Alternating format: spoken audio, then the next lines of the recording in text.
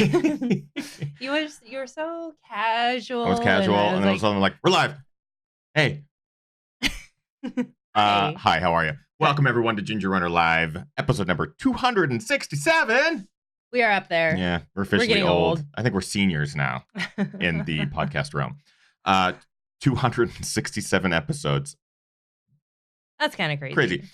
That's 267 plus hours of content that people can listen to on long road trips and stuff. Yeah. Maybe 150 hours of which isn't even worth listening to. But that's pretty amazing. Welcome everyone to Ginger Runner Live. Tonight's episode is pretty special because we get to bring on a guest that we realize we have not had on since 2016. Far too long. We just, as we're getting prepped and set up for the show here, kind of like, when did we have Sage Canaday on last? And you looked it up, and I think it was 2016. Which is crazy. Crazy. Because this guy has been up to a lot over the years. He's incredibly talented. He has his own YouTube channel, which is, I would say, the biggest YouTube channel in ultra running as far as like an individual person, brands excluded, because I know brands do things differently. But as far as individuals, he's like 150, he'll correct me, it's like 150 or 60,000 subscribers or something like that at this point, with coaching advice, coaching tips, running tips, reviews and films and fun music videos. Like, that's the best part about this guy, is just his wonderful sense of humor and ability to just share everything about him and not care. It's really, really great, and something I've always admired about our guest tonight. So we're very excited to have Sage Canaday on the show tonight to talk all about his recent running of the Mont Blanc Marathon, the training leading up to it, his last couple of years of racing, and why he considered it maybe hitting rock bottom, or his pinnacle point in wanting to hit the reset button. So sit back, relax, everyone. Welcome to Ginger Runner Live, episode number 267. The show begins now.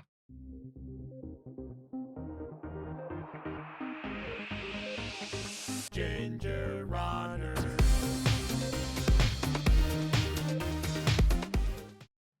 Yay! We're just rocking back and forth to the music there. I was just like doing like the slow jam. I don't think I've ever seen anyone dance to that intro song like that. Welcome everyone to Ginger Runner Live, episode number 267. You're just throwing shade right off the start here. It's been a shady day, huh? It's a shady day. We did yoga today, and I threw shade the whole time because it was one of the hardest sessions I've done in a long time. It was But you showed basic. up and you did it. I showed up and I did it. Okay. Episode number 267. Thank you for taking some time out of your busy Mondays to spend a little bit of it with us. We've popped our beers. We're ready to go. Our guest tonight is waiting patiently in the wings. And by wings, I mean Boulder, Colorado, via Skype. Sage Canaday is going to be joining us on tonight's episode, and I'm very excited. We just talked about it in the pre-show. It's been since 2016 since we've had this guy on. Right after Western States, we did that really cool Racing the Darkness movie about him and his running of Western States. At the same time, we did the Brian Morrison movie. But this guy has been up to some stuff over the last few years, and most recently ran the Mont Blanc Marathon, and what he called reaching the bottom. He feels like he sort of is hitting a point in his career where maybe he's looking at ultras differently or training differently. Maybe he's hitting the reset button. We're going to talk to him all about what he's talking about when that race went down, and if it was bad, if it was a bad experience, or if it was just a learning lesson. We'll find out tonight. I'm very excited to kind of catch back up with Sage as well. It's not just myself. We also have Kim. Hi, guys. As always, I'll be keeping an eye on the chat room. If you guys have questions for our wonderful guest, Sage, please pop them into the chat room. There's already people speculating whether or not Sage will be in his minion costume once we go live. We'll have Sage play a bass solo, followed by a guitar solo, followed by some piano and drums in a minion costume at some point tonight. It's got to happen. I'm just excited to have him on because he is such a joy. He has one of the largest YouTube channels in ultra running and running in general, really. From an individual athlete, you see brands with big YouTube channels, of course, but Sage has just built this incredible empire and is offering coaching advice, free tutorials on how to run faster. His website, VO2 Max Productions, and the coaching website and everything like that. They have training plans, and he's doing it all, including racing and traveling international and training this whole time. So we're going to kind of find out what's going on behind the scenes there. Before we introduce our guest, of course, we'd like to thank individuals on this show who help make the show happen. Week after week, month after month. And those are our Patreon subscribers. Everyone who's contributed via patreon.com/thegingerrunner. They are the reason that we're able to do this. full time. So a huge thank you and a shout out to all of our GR crew members, as we like to call them. And 3 individuals in particular at that top tier. Rick Bjarnason, who I get to talk to very soon this month. He recently crushed the Sinister 7 ultramarathon up in Canada. He's had a couple year battle with it because it's a brutal race, but he's training and just crushed it. Very excited about that. He also, his team at cheekymonkeymedia.ca, he redid the gingerrunner.com website. You can go check that out. It's really, really great. Brian Sands is an incredibly inspiring individual, longtime supporter of the show. Lost over 100 pounds, raced his first marathon, his first 50K, training for bigger races now. And we were talking about him this weekend, just how awesome he is, over 50, now just like running around the country in high altitude running camps or on islands in the middle of the Pacific. Like, he is living an ultra runner. He's doing it all. He's doing it all. It's pretty awesome to follow this guy's adventure. So big shout out to Brian. And Chris Lee in Hong Kong. Chris Lee and his organization Trailblazer are doing a great job of showcasing the amazing trails in the Hong Kong area. Our guest tonight has raced in Hong Kong and seen a lot of those trails. He may have even met Chris Lee at some point in passing, but Chris Lee is a longtime supporter of the show, and we always like to give him a shout out at the top as well. Okay, without further ado. Shall we dive in? I think we need to dive in. Our guest tonight has traveled the globe, running ultra marathons, is again one of the biggest YouTube channels in the sport. I am so excited to announce finally back on the show, Mr. Sage Canaday. Yay! How are you? Thanks for having me on. I'm doing great. It's an honor to be back. Thank you. Yeah, man. I'm really excited. I can't believe that it's been since 2016. Like, we were just kind of talking about how social media makes us feel like, oh, Sage is up to this weekend. We just saw Sage. But it's been since 2016. Yeah, time flies when you're having fun. Racing a lot. I think the reason we had you on back then was it was right after States.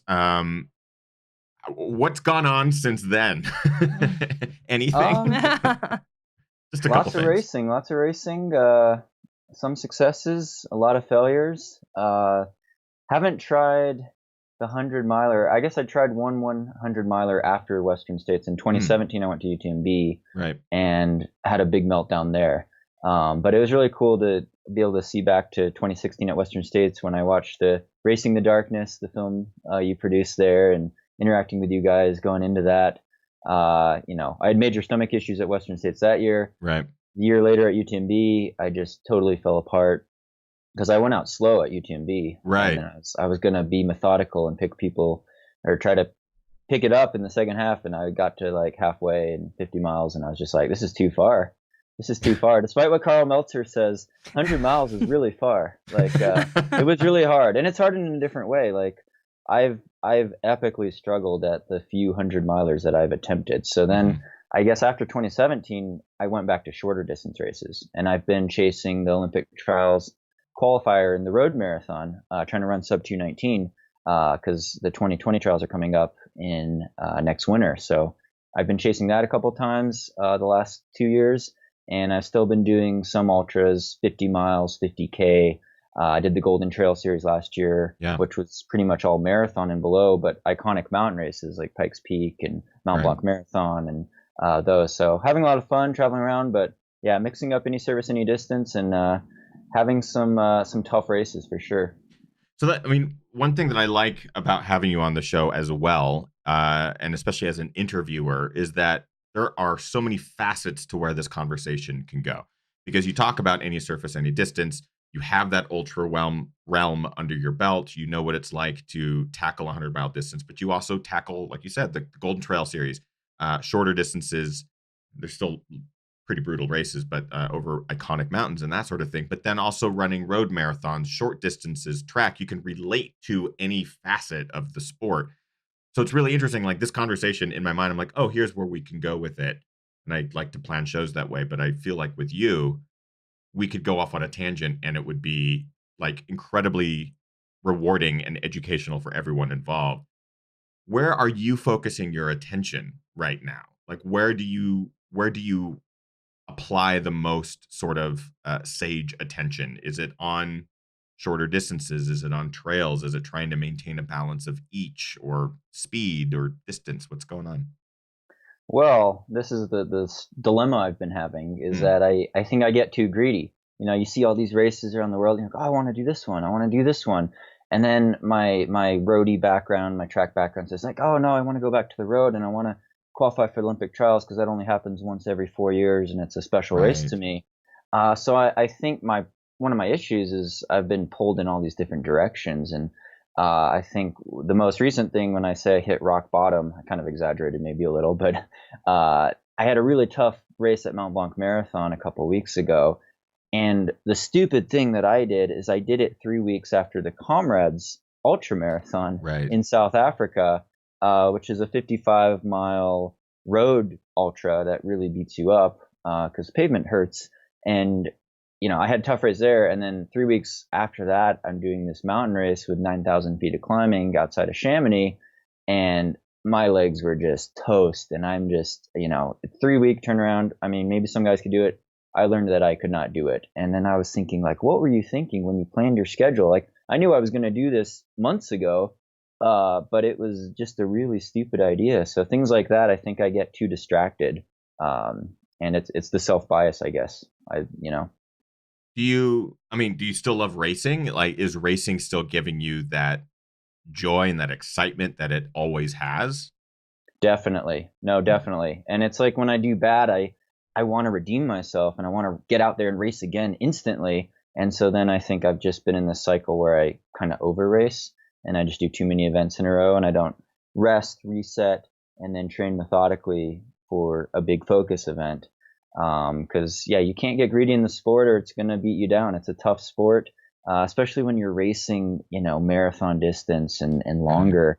It's, you got to respect your body. So my number one goal is always to be a lifelong runner and to run for health. And so I'm kind of like thinking, life is like an ultra, life is like a marathon. You got to pace yourself through life and be patient. I've been lucky. I've been really fortunate. Can I knock on wood somewhere? I think that's wood. That I haven't had like an overuse injury. Like I don't get stress fractures. I haven't had any major tendonitis or muscle strains. I have fallen and gotten stitches and been clumsy like that. But and been helicoptered off of Mont Blanc. Yeah, the helicopter. Yeah, I got stitches at Chuckanut, 50K. I've taken a lot of falls, but I haven't had those overuse injuries. But I do get overtrained, I think, and I do over race, and there is a cumulative fatigue that builds up that kind of makes you feel unhealthy. But mentally, I'm more motivated than ever. Like I love racing, I love traveling, I love the community, I love being around like-minded people, but sometimes you have to hold yourself back. And so it's always this push and pull, I think. And I think heading into the future, I have to maybe say, okay, I'm going to focus on this road marathon and not do any mountain races. Or I'm just going to focus on these mountain races and not do the road stuff, at least maybe not 3 weeks apart. Yeah, interesting. I feel like this is kind of a constant evolution, a constant learning experience. This isn't your first rodeo. This isn't your first year in ultra. This is your deep years into ultra running and running in general. So it's still interesting to hear someone in your position continuing to learn that process and learn from the mistakes and change it going forward. I want to make sure that we get to some of our live questions because, as I mentioned, a lot of live questions, and I have a feeling that a lot of the questions are going to go in a lot of different tangents, and that's totally cool. Yeah. I'm happy with that. So, what do we got? Yeah, a question from Deb in the chat room. Deb says, Sage, lately you have been disappointed in your race results and finishes that don't seem poor to me. Is your goal to win or podium every race? And if not, are you disappointed? Depends on the race. So like Comrades is like super competitive. There's like 20,000 runners. I knew winning was probably going to be a real long shot, but I would have really liked to have been top 10. Like it would have been a huge honor to be top 10. I was 13th in 2015. So I thought I had the potential to be top 10 and I dreamed of being top 5. Top 3 would have been better. But I ended up getting like 26th. So it's a fine margin. It's just a fine margin, couple percent being off. But, I tend to have like sets of goals and high expectations. And when I miss all the goals, I'm a little disappointed. It's still just a huge honor to finish and to be there. Whereas like some of the trail races, like a domestic trail race, I did Moab Red Hot 55K earlier this year out in Moab in February, and I wanted to try to win that. It came down to like a 5-second difference between Bobby Peavy, who outkicked me at the end, and me getting second. I was still kind of disappointed in that race because it came down to 5 seconds, and it's like, where could I have made that 5 seconds up? Sure. I don't think I would have beat him on that day, though. He was definitely the stronger runner. So he's also like a 4-minute flat miler. So, it depends on the race, but a lot of the trail races that I think I could podium at, or if I could compare to my previous times and results in a race, then I want to see improvement. I want to see progression. And even as I get older, I still think, hopefully, that I'm young enough. I'm 33 now, that I could still have some good improvements, that, especially at the longer distances. I think there's a big learning curve still at 100 milers, and, I still want to get out there and be a lifelong runner. Excellent.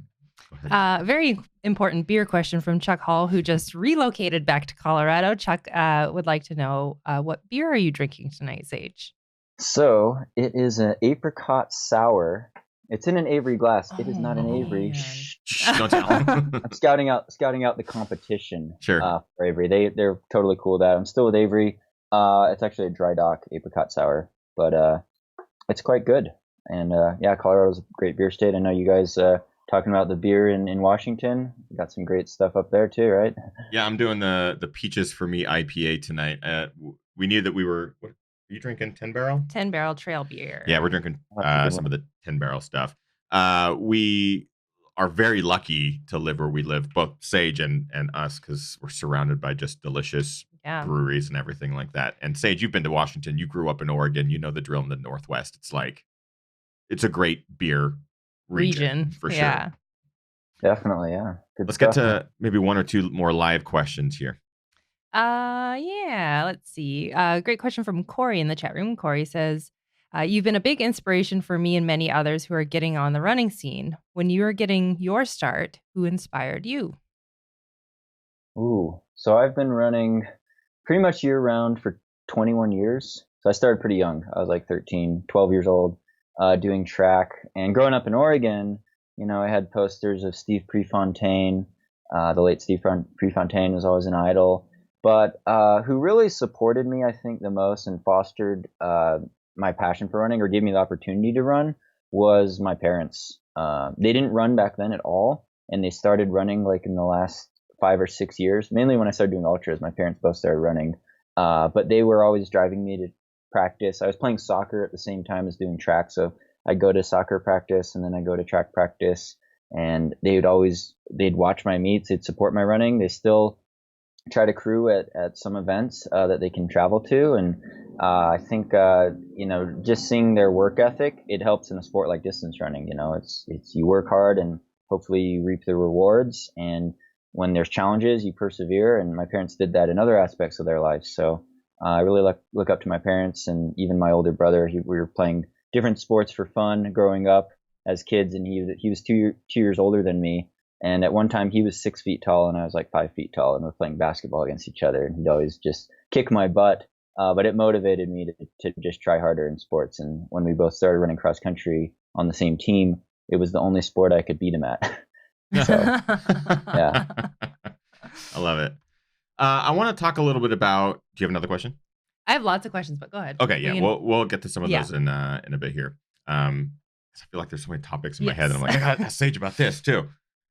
At some point tonight, we got to talk about clean sport. Sage, you've been a completely outspoken, all in favor of clean sport. You're a huge advocate for it. I want to find out more about that. I want to find out more about putting himself out there online and sort of the repercussions, the benefits and the repercussions of that, because I know that you have a very vocal community that follows you, and the Let's Run message boards, which we don't touch, but you are a big active member of, and I'm really curious how that sort of affected everything. But first, I want to find out about this Mont Blanc Marathon. So last year, 2018, you ran it and you placed very, very well. Was it 6th overall? Oh, no, last year I was 9th, I think. It was 9th. It was top 10. Yeah, I remember watching it live and being like, wow, Sage. Last year, you obviously did very well. This year, did you go back to better your placing? Did you just love the region? Like, what was your reasoning for going back? And what was your reasoning for going back, especially so close to comrades, knowing that you had this 55-mile road ultra, and then you're hitting the steep mountains of the Mont Blanc area? So tell us a little about that. Go ahead. So it's part of the Golden Trail series again. So that was kind of the main motivation. I did the series last year. It's it's a series of 42K or less trail mountain races all around the world that you score points in. And then at the end of the year, if you're ranked top 10, they help get you a trip to, this year the finals in Nepal, and you could take a friend with you. And so last year it was in South Africa, and it was pretty lucrative. Like Kilian Jornet does it. A lot of mainly European mountain runners do it, but I think this year we'll have some Americans like Andy Wacker, he's in good standing for the series right now, as well as some Americans too.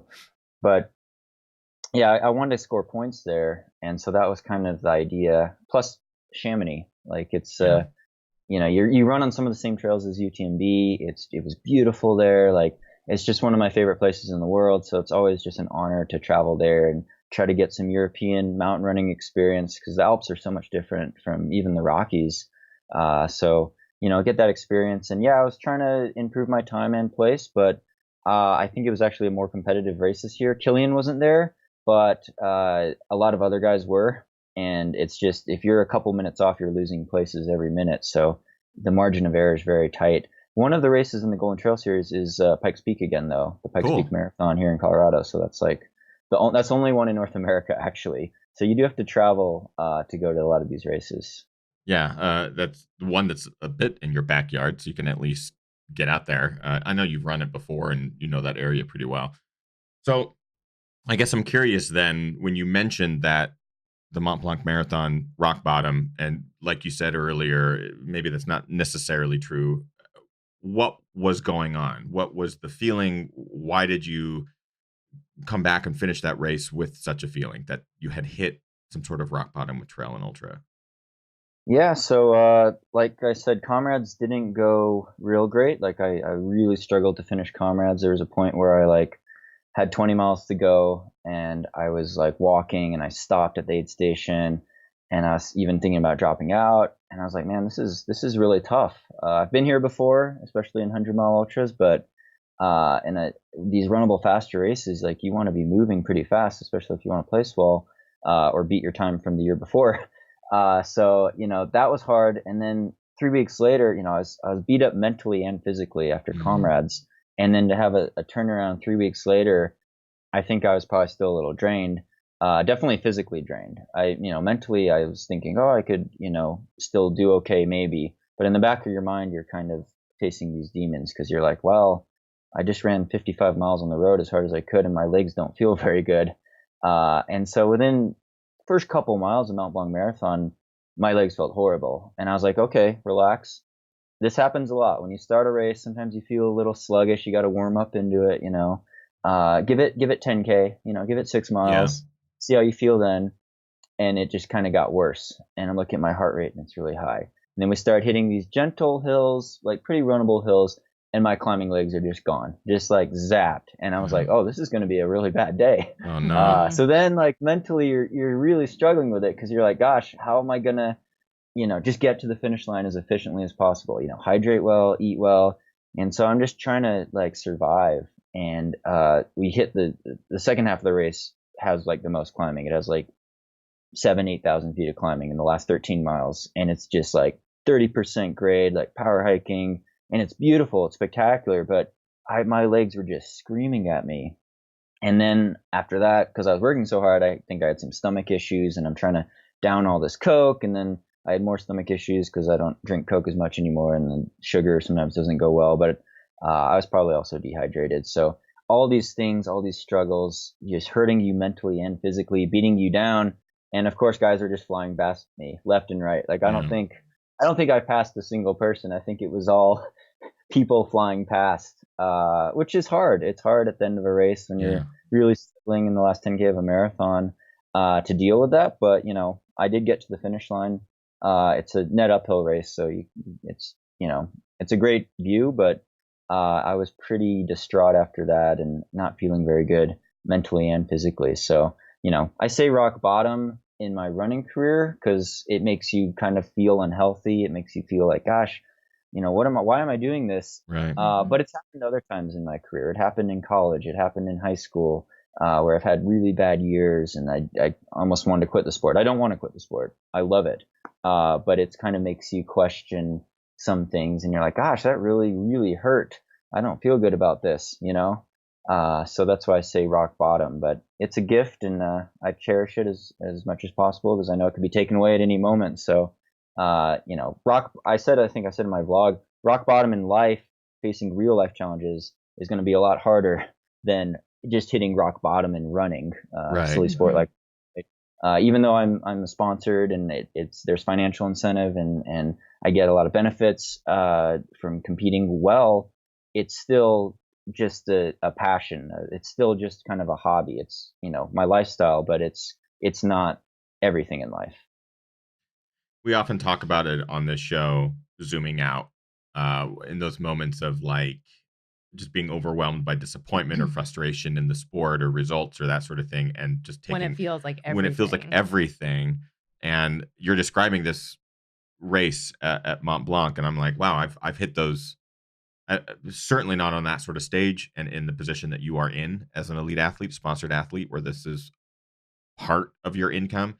But certainly at other stages of my life where it is that point where I need to zoom out and take a bigger look at the bigger picture. And like you said there, that's good to have the perspective that just because you've had a rough go for a little bit running doesn't mean that life is bad. It's just, a hiccup or a speed bump, and, things sort of work themselves out. So that's my question now is, you seem to be in a different mood now, a couple of weeks removed from this race. What sort of helped you transition out of that? Was Sandy a part of it? Was coming back home? Was going to another race or traveling? Like, what helped you sort of hit that reset button and go, this is temporary. This is a small bottom, if at anything, and I'm moving forward with it?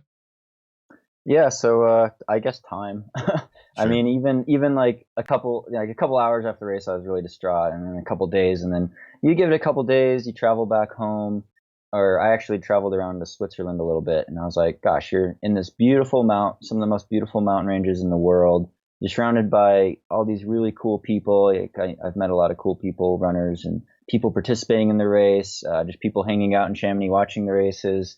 And it's like, how could you really be that upset about running bad when there's all this beauty around you in the world? But yeah, coming home and thinking about it objectively, I'm like, gosh, well, you just raced comrades and you tried to do this race and your legs were tired. Like, no duh. That's one mistake. Like, you've been racing too much. You're probably tired.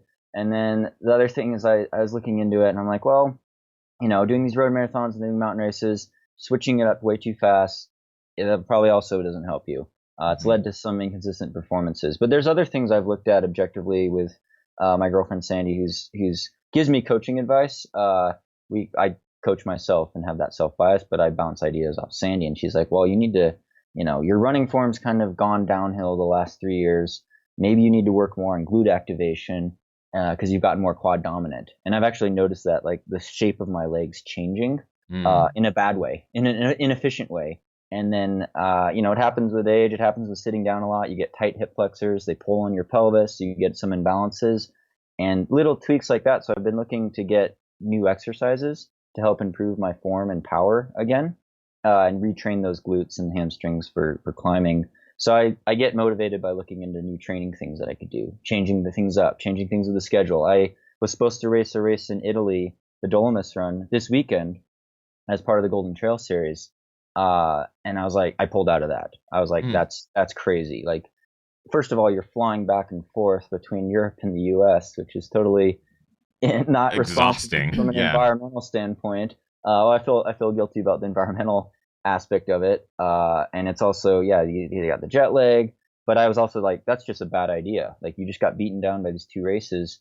You're going to jump in another really competitive race again in 3 weeks. And, I'd love to see the Dolomites. I heard it's really beautiful there, but I was like, you got to be smart. You got to come back home, and just train consistently, rest, recover first, and then start slowly training consistently. So I did that. I'm also getting a lot of blood work done, just to make sure my health is important. Because for me, the sport is about feeling good and being healthy and hopefully promoting health, through running. And, if you do too much, it beats you down. But, I'm getting like my vitamin B12 levels checked, iron levels checked, blood cell count. I do it anyway for the altitude training because I like to see how my blood could change going up into doing 14ers in the summer. But just making sure everything's in line with just balance and health in general. That's good. And I'm sure that's just standard good advice for anyone that might be watching that maybe suffers from a similar thing where maybe they're racing too much or maybe they're training beyond their limits or that sort of thing and they start feeling some of the similar symptoms. Speaking of our live viewers, tons of great questions in the chat room all across the board. So Kim has pulled a couple aside. Go ahead. Yeah, great question from Victor. Victor says, hello from Manila, Philippines. Want to ask if you've ever felt exhausted or burned out during training and what you do to motivate yourself again. We have viewers from the Philippines tonight. That's pretty exciting. Yeah. I mean, training in general could be quite exhausting.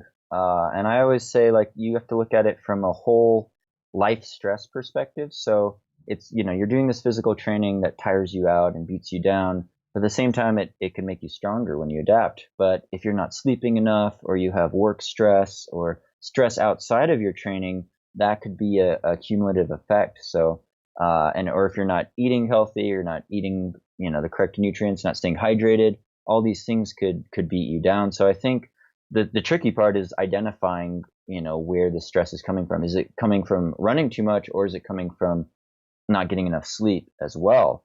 And so I try to look at it somewhat objectively. I always say I have the self-bias trying to coach myself, but maybe Sandy could see it or someone else could see it. And then, I get motivated by trying to improve myself, tracking my stats. I upload all my training on Strava and I like to look at the numbers. So I get motivated by that. I also get motivated by the fact that I know a lot of people like my parents and, my sponsors, but people have offered encouraging words in even the YouTube community and social media too. And, I want to help. I want to try to do as well as possible. Like I like that progression, but I also feel like because I've been given this unique opportunity of having support like sponsors, of having support like from people like my parents and having people be so encouraging and open that I feel like I need to work hard and do well to kind of, I guess, say thanks or to make it worthwhile. I don't know if that kind of sounds weird coming from a sponsored athlete, but like there is this it's like you've been given this opportunity, take advantage of it, sure, so to speak. Like don't squander it is what I don't want to do, especially because I know I have a limited time frame to be at the top of the sport. I am getting older as much as I don't want to say. I don't feel that old, but there's always a limited time frame, and you never know. Like I could be in a car accident tomorrow and not be able to walk tomorrow. So it's a gift, and you want to cherish it and try to make the most out of it. That's good perspective. You mentioned a few times that you self-coach yourself. Jeff in the chat room says Sage has mentioned in multiple recent posts that his self-coaching, in fact, that he will do things he would not recommend for his athletes. Has Sage ever considered having Sandy take over? Yes, I have considered that. Sandy did guide me through a lot of my training heading into the Boston Marathon a couple times, especially when I was doing the OTQ series. And even when I ran like 2:19 at Houston last year, missed the trials by 50 seconds.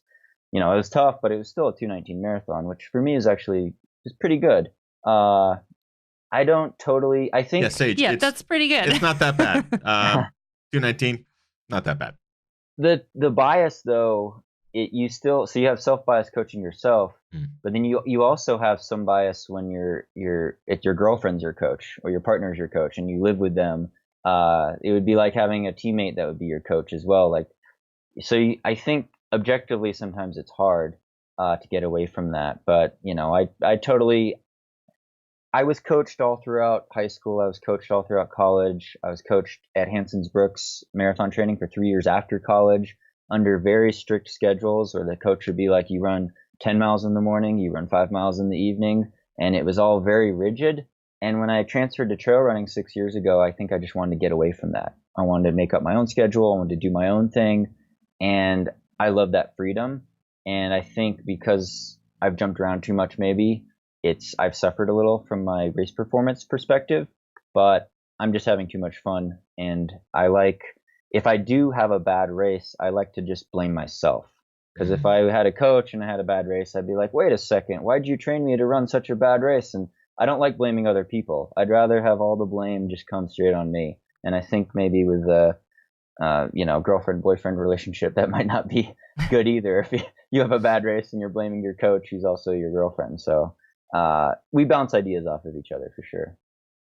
Go ahead. Oh, I was just going to say, I also just want to mention really quick that Sandy, if you guys aren't familiar with Sandy, she's an incredible athlete, coach, and she's doing fantastic stuff for the women's trail and ultra community as well. So yeah, we'd also talked about having Yes. Sandy on at some point. So Yes. we will. We'll reach out to Sandy and get her on the show too, because Yeah. without Sage, we don't want Sage on the show for that one. Sandy's doing incredible stuff. So, right now, yeah, we'll get her on the Yeah. show for sure. I'm actually really curious now, because you mentioned it before. I mentioned it at the top of the show. Your willingness to share a lot of what you do so publicly. So Kim and I doing what we do, having this show, having the YouTube channel, Strava accounts, and a social media presence, and having running be a big part of that. We open up a lot of ourselves to comments from the community at large, from people, strangers across the globe, who can easily sit behind a keyboard and judge or coach or critique.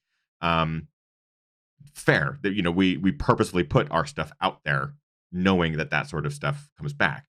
You do the exact same thing. You put so much of your training out there, and your racing, your successes and your failures.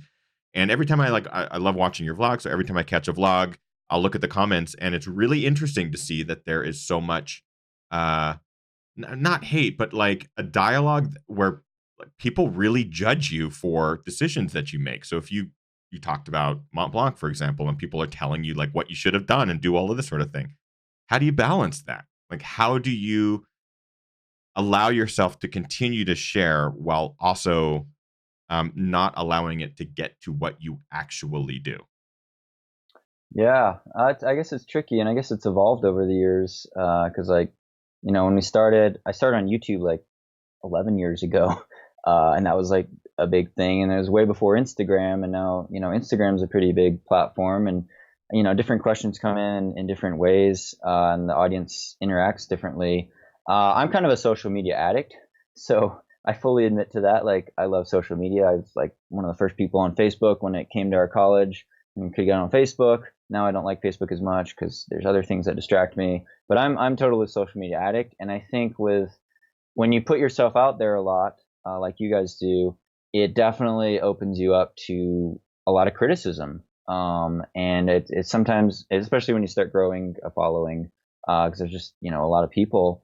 And you have to have thick skin sometimes, I'd say. And it's definitely, there's a lot of things that are fair game. Like, I'm all open to constructive criticism, especially like on the YouTube blogs. And people have actually provided some really good advice. You get like doctors commenting, you get older runners who've been there, done that, commenting, guys that have done like comrades like 12 times or something awesome. Mm-hmm.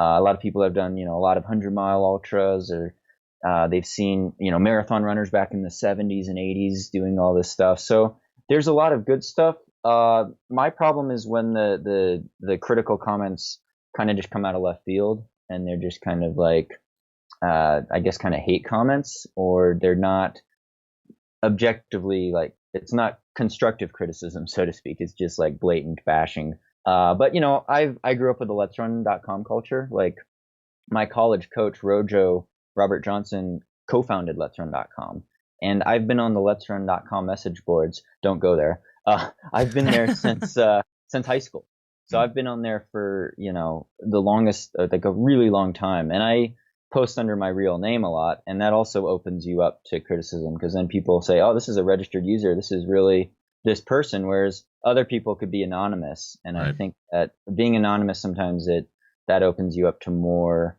a criticism. I don't want to get too negative though. Like, the vast majority of people on YouTube and have been really encouraging, and it gives me energy and it motivates me. And I really love the YouTube community, especially YouTube running community. But yeah, you got to have thick skin sometimes, and you've got to take the comments. Someone's maybe having a bad day, or maybe it comes out of left field, or there's some sort of issue going on. But I'm very opinionated too sometimes. Like, I like to promote a plant-based vegan, vegetarian diet. And so like that's a hot button type of issue there. Or, I like to promote my sponsors pretty blatantly. I don't try to hide the product plugs, right? I'm just hashtag sponsored ad all the time. And sometimes that rubs people the wrong way. And I totally get that. But yeah, it's a balance. It's definitely a balance. I give you a lot of respect for dealing with that on a regular basis as someone who deals with it on a much smaller degree, I think, than you, because you are an elite. I have that backup of, well, I'm not a professional runner. I do this for fun. I enjoy going out and spending miles at a slow plod. And I don't mind a 4-hour marathon. I don't love a 4-hour marathon. But I also don't have that, I don't have to worry about reaching a certain threshold or meeting a certain criteria. Whereas people expect that, they want Sage to be this, you are an elite athlete and an icon and someone that pushes the sport forward. So that does open you up to more criticism and more, I don't want to say haters. I'm going to say haters, people that just will provide you with information that you don't need in your daily life. So I give you a lot of respect for dealing with that and opening yourself to that. Because it's a real easy way to let toxicity in, but you don't, you let it roll off your back. And I think that maybe is just a testament to your longevity in the scene, in social media, that thick skin, you got to grow it.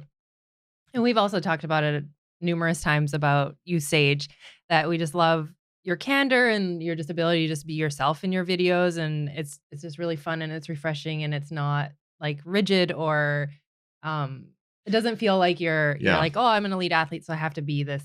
I have to follow this certain form, or I have to put this certain image out. Yeah, in a time where people like to display a certain persona or to fill their feed with a certain look or image or lifestyle, you are you, and your vlogs show that. Your music and everything. You and I have talked about this a lot. Every time we have you on the show, I feel like I bring it up too. Is just that genuineness. The real Sage is what you get. You playing the music at the top, and you're always like, "I'm warning you now. I'm not a professional musician," but and you go into the riffs. I'm like, "This is great. Like you've done that since day one. You haven't changed. It's a testament to who you are." So I guess the ultimate point here is that we really appreciate what you do.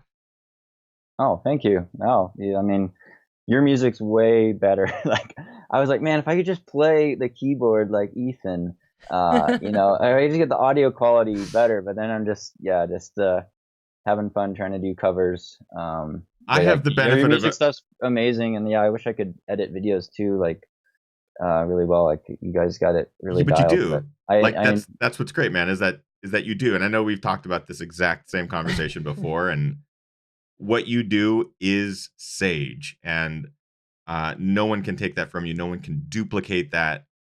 You have such a unique voice that it is a testament to your skill and ability. Yeah, man. So, and I enjoy seeing what you eat because we are both vegetarian. Yeah. Every time you post what are Sage and Sandy what are they eating? Your meal Yeah. picks. As a vegetarian, I know that you're more vegan, or 100% vegan, right? I say 99% because sometimes I'll have honey, and then sometimes when I travel, I'll have some baked good that probably has eggs in it or something. Yeah. And I've tried fondue in France. I grew up ovo-lacto vegetarian, so I've been vegetarian my whole life. So I don't like it when people say like, "Oh, if you just ate meat, like you'd be able to run faster." Maybe that's the case. I don't know.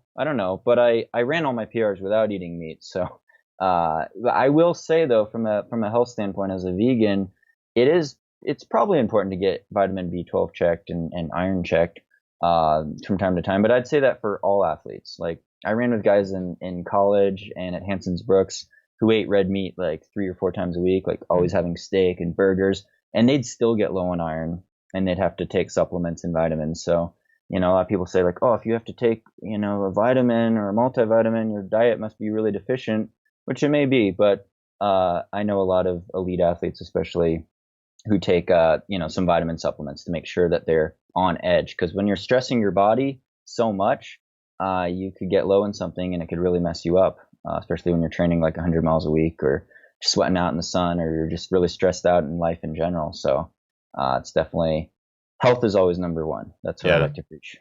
Yeah, I feel like every time we see you post a recipe or here's what I'm eating for lunch today, I'm kind of going, Jesus, I want that for lunch. Also, I think, correct me if I'm wrong, but I think you guys go to Native Foods. Oh yeah, you guys have native Yep. foods, don't And you? we used to have it in California, and then they closed them all down except for one, I think. Yeah, And now, it was that we're in Seattle, we nowhere don't close have to it us. here, but we always talk about that when we were in Boulder. That's where we ate Oh yeah. 99% Without fail, of our 'cause meals. it's like, oh well, everything you can get there is healthy and delicious and affordable for the most part. So it was just Yeah, like it's native good. foods, native foods, native foods. Yeah. Have you tried the Beyond Meat stuff? I have, yeah. Their Yeah. new ground chuck.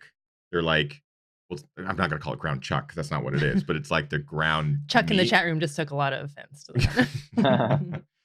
It's like it's you can make meatballs out of it and stuff like that. Oh, cool. Yeah. It is so mind-bendingly good. I don't know what they.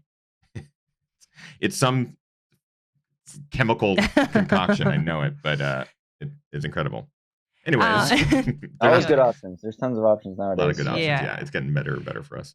Deb in the chat room has another question. She said, Sage, did your recent blood work show any imbalances that you're concerned about? So I'm going to get a more comprehensive panel tomorrow, but I got an initial panel last week and it was pretty solid. The first thing I checked was my vitamin B12 though.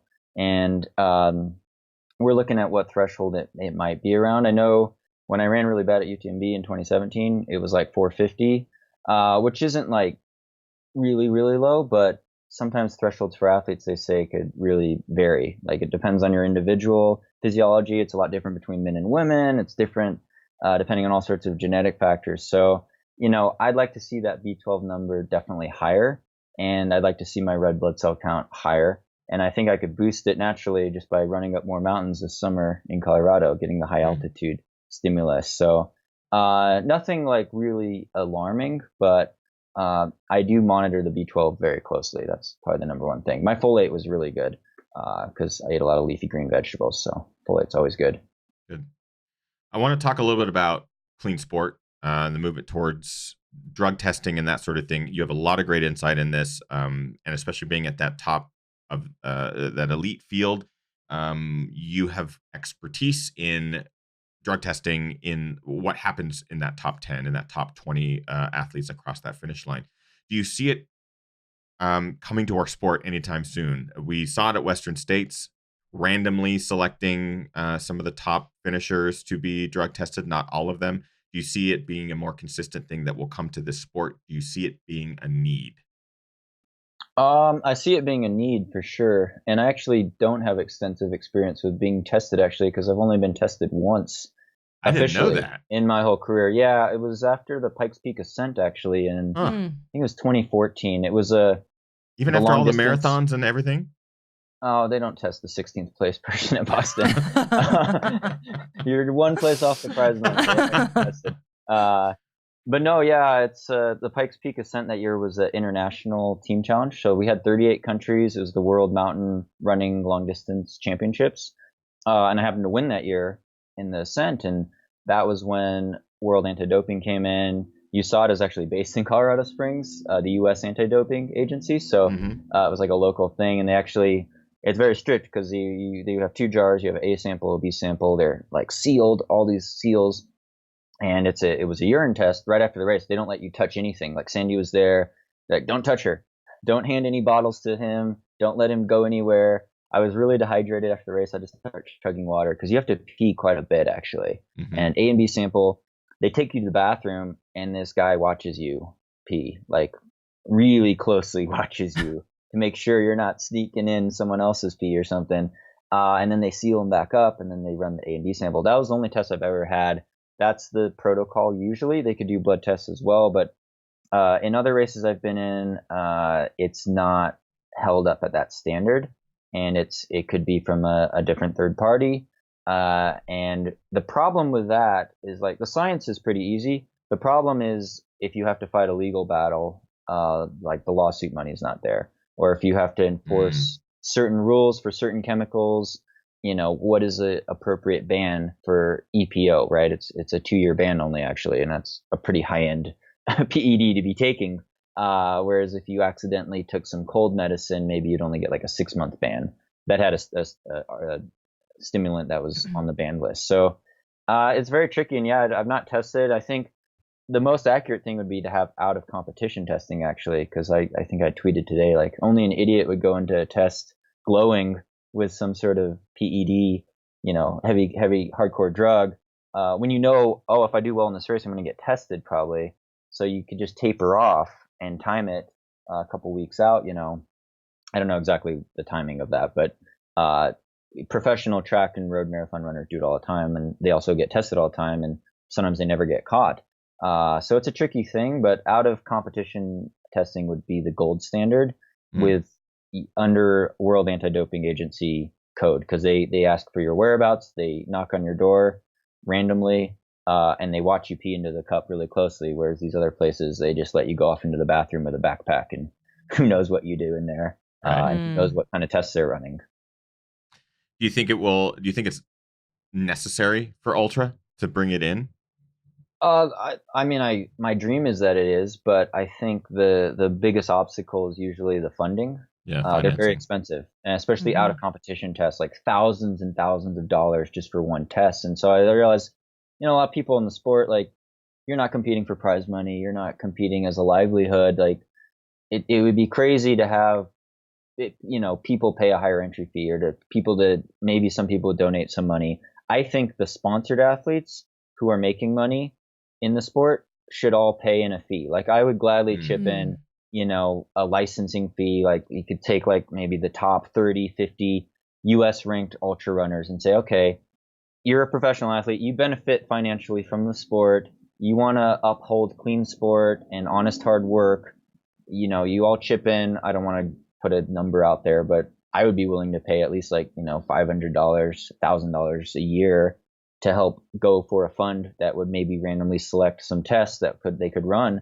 because they are extremely expensive. And so the cost is the number one thing, and it shouldn't have to fall on race directors or, people that aren't benefiting from the sport a ton. So I think it should be the sponsored professional runners who, but I think everyone should compete clean, because it's about getting the best out of your own ability with your natural body, basically. And there's a very strict code with what WADA says, caffeine's fine, but this drug's not.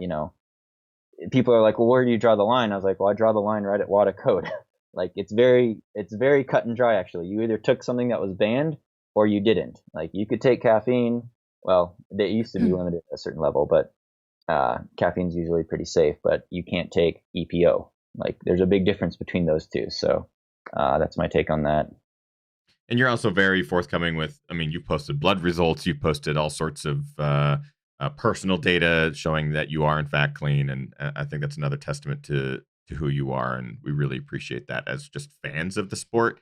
Yeah. Kind of the elites and the people who we look up to and love to spectate, going above and beyond what is required of them to show that they're like, listen, the sport means too much to me. I'm clean. Here's my proof. I think that's really appreciated. The blood test results don't prove I'm clean, but I am clean. I'm telling you that truthfully. Well, there was a part that says, is Sage cheating? And it said no. And I was like, oh, I believe that. It's on social media. But just the fact that transparent. I try to be transparent. That's it. It's the transparency, man. I'll tell people, I was only tested once, really. There's been other things where I've been tested, but I know it's not up to WADA code, and I don't know the science behind it, but I know enough that I'd say, like, that's not legit testing. And I know it's expensive, so there's that. Yeah, Maria Delza in the chat room says, Sage, we were tested at Mont Blanc Marathon in 2017. I wasn't tested. She might have been. She did well. Yeah. She did do well. And actually, Maria is going to be our guest on next week's show. I'm actually really excited about that. We'll mention that just now. But Maria, a licensed dietitian, will be on next week's show to talk all about nutrition and stuff. It's going to be fantastic. I was surprised at Western States, though, that they didn't test everyone. The full top 10. Yeah. Even. Yeah, with where testing should be, and on that stage, we were surprised that it wasn't every single individual, and it was interesting. It was interesting, their technique, or their you, not you. Yeah, yeah. This person, not this person. It was like, well, why? It was interesting to see that, because I didn't know who was making those decisions or how it was playing out. And again, I'm just more of a guy with a camera, sort of documenting the race and that sort of thing. And so when you see that, you're kind of like, oh, I have so many questions. Like, how does that work? I'm assuming it was financing and cost prohibitive. You probably couldn't test 20 people. Right. Who knows? Who knows? And we know, I mean, we know the sport's not clean because there have been people that have been tested positive for really heavy hitting PEDs like EPO, and so in the few tests that they do run, some people have actually been caught. If they did more out of comp testing, I think they would catch not a lot of people, but there would definitely be more people that they would catch, just statistically speaking. And I could see that at the top end there's a decent amount of money on the line. Like it's for me, it's a livelihood. Like it really is career changing if you make a podium or you don't, or you do well in this race or you don't. So it's it's a fine line, and even a 5% boost or a 3% boost could be a really big difference. So we when you come to Tiger Claw next year, Sage, which people are already saying that they want to see Sage at Tiger Claw 2020. He would do quite well there. If you were to come run Tiger Claw next year, we'll have Which you have an open invite. We have an open invite for you. Oh, thank you. Thanks. We'll have you pee in front of everyone racing. It's a way everyone has to pee. It's an on the go. It's on the go collection. It's everyone finishes and then everyone just stands in a circle. Is that not? No, that's just you. It's just me. That's what I do every day when I pee. Sage, we're going to wrap up the main show here. Again, we can't thank you enough for joining us tonight. We always have a lot of fun with you on the show, and a lot of people look up to you, and you're doing such great things for the YouTube running community as well. You've done an incredible job with your channel. It continues to grow. Every time I check in, I'm like, damn, this guy is just continuing to knock it out of the park. So don't stop, keep growing. I want to talk to you more about that YouTube side of things in the after show. So what we like to do at the end of every episode is move into the after show for our Patreon supporters, where we get to talk about some additional questions that didn't get asked during the main show, pick Sage's brain for just a little bit longer. If you'd like to join us, it's patreon.com/thegingerrunner. But first, Sage, where can people find you? Where can people find you on social media? I know you have a Patreon, coaching business. Give us the whole spiel. Where can we find you? Coaching website for Coach Andy and I is sagerunning.com. And then Instagram and Twitter at Sage Canaday. And then I also have a athlete Facebook page. Awesome. But yeah, keep up the great work too. You guys are doing amazing. So it's an honor to be back on the show. And thank you again. We won't wait 3 years to get you back on. Seriously. Let's just do like 2 weeks. Sage, you want to come back on 2 weeks? You guys are doing great content. Thanks, man. You too, obviously. And we're going to, again, have Sage in the after show here for just a little bit longer. Next week, we'll have Maria Dalzo back on the show, or for the first time on the show, talk about nutrition. It's going to be a real in-depth, professional look at how we can look at our own diets, our own intake, how we can use it to fuel our racing, affect our lives. We had a good conversation with her at Western States, actually, because she was pacing and crewing Caitlin Kerbin. Right. And it was one of those kind of wake-up calls of like, she knows what she's talking about, and let's just get this sort of those fad diets and even the word diet and all these things that are going on right now, the culture, what are they, the bro science and the things that are going on social media where it's like, this works for everybody, so use this and you'll race better. We're going to get to the bottom of a lot of that with Maria next week. I'm definitely going to ask her if she recommends a celery juice diet. Celery juice diet.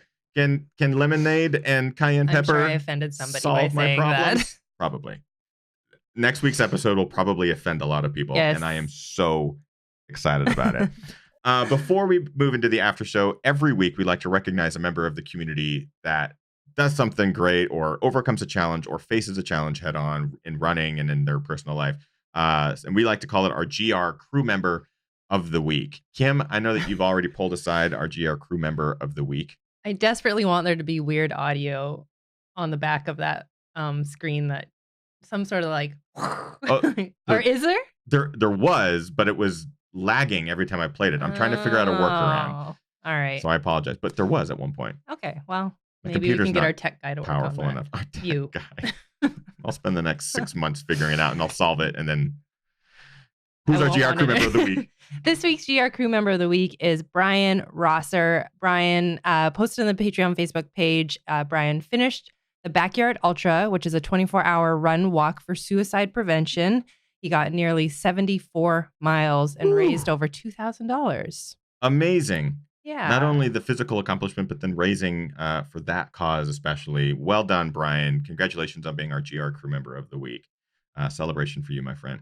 Thank you, everyone, for tuning into tonight's episode of Ginger Runner Live, episode number 267 with Sage Canaday. We're going to move into the after show. Yes. And did I forget anything? I don't think so. Me neither. Yeah. We'll see you guys next week. It's going to be a fun one. Get out there, train hard, race harder, and party the hardest. I know I am. See you next week. Goodbye. Bye.